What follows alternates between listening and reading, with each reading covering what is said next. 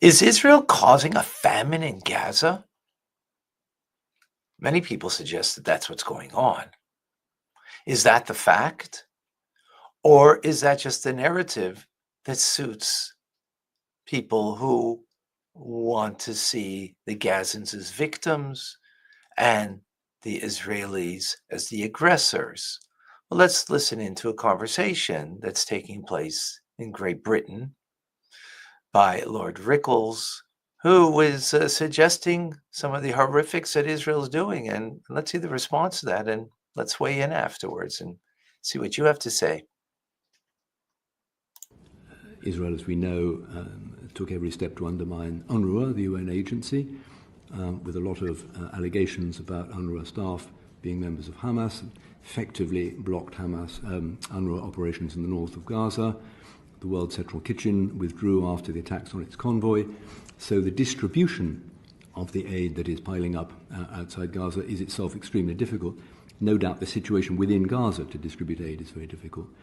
So, I think the evidence shows that Israel's allies have been increasingly frustrated that Israel has not been expediting aid at a point when there is famine, risk of famine in Gaza, risk of disease, lack of water and essential supplies and medical facilities.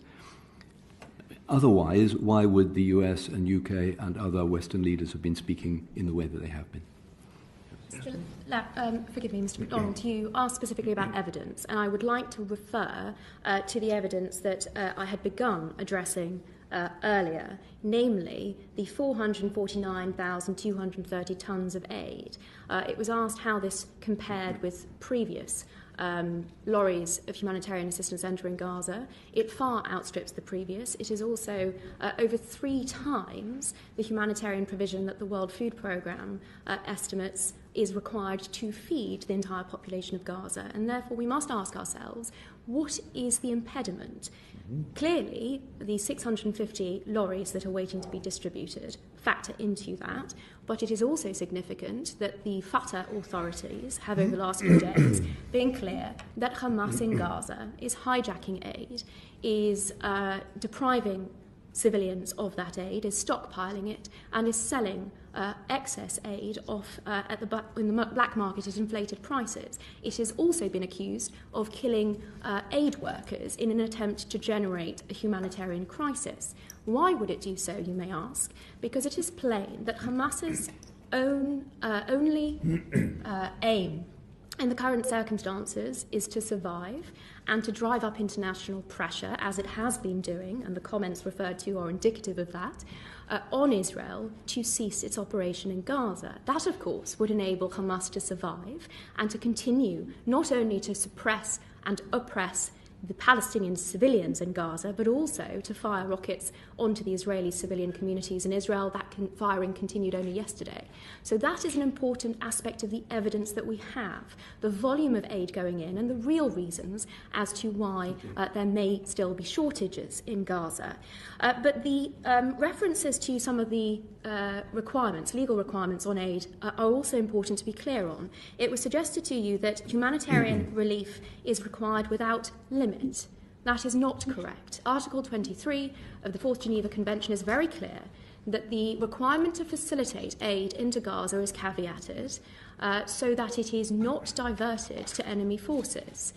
In fact, the requirement doesn't apply where aid cannot be successfully provided without diversion. Nonetheless, as in previous conflicts, Israel is going far above the actual requirements on it. Wow. So succinct and so clear. The Article 23 of the Fourth Geneva Convention says clearly that when our food articles are being and provisions are given to aid and they're being taken by terrorists, as they are quite clearly being done by Hamas, then there is no obligation, because of course that's being used in turn against not only their own people, the Palestinians or the Arab population in Gaza, but of course against Israel.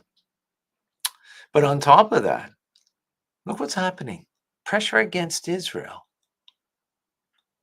to remove themselves from Gaza, which would only allow Hamas to fortify its position there, regain strength, and then do the vile things that they did October 7th once again.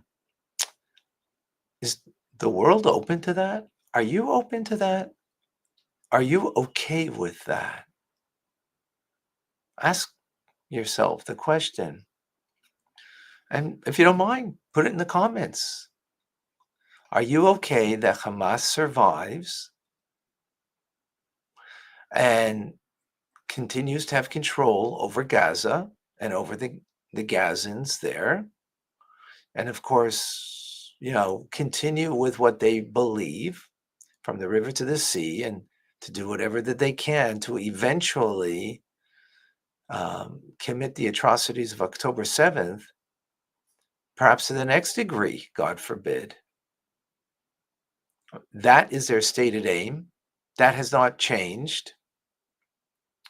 So the only thing that Israel needs to concern with themselves with is to change that, not to allow that to happen. Do you feel any different about that? I'd like to hear. It'd be very important that if you believe that Hamas should survive,